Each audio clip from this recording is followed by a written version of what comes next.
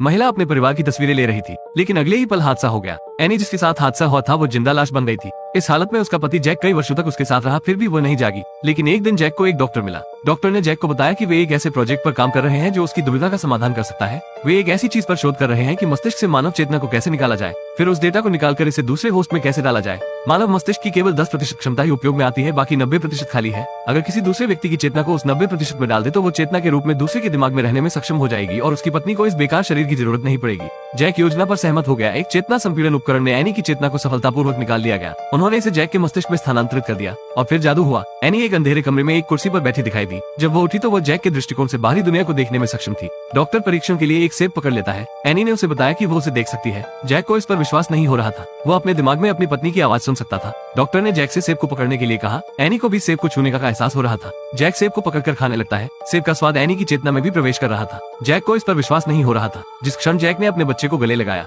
Any को भी उससे दोबारा मिलने का एहसास हो रहा था।